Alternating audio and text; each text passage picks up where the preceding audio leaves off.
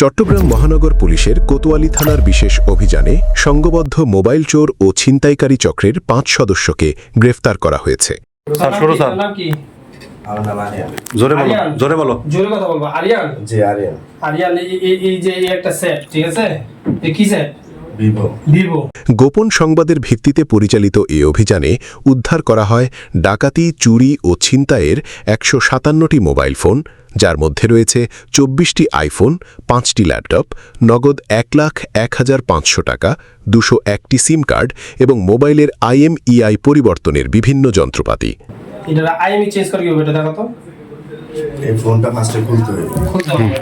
খুইলা তারপর ব্যাটারিটা সংযোগ করে পরে আবার সংযোগ দিতে হবে। মানে ডিসকানেক্ট করে আবার কানেক্ট করতে হবে। ব্যাটারি ডিসকানেক্ট করতে হবে। আচ্ছা, করার পরে এমনিতে অফ করলে কাজ হবে না। তারপরে এই যে সিমের টুলটা ওপেন করতে হবে। হ্যাঁ, কিভাবে সিমের কোথায় সফটওয়্যারটা দেখো তো।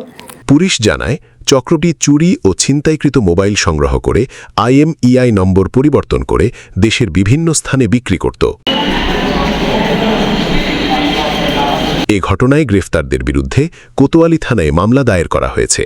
পুলিশ জানিয়েছে, চক্রের কয়েকজন সদস্যের বিরুদ্ধে আগেও একাধিক মামলা রয়েছে। জোরে বলো, জোরে।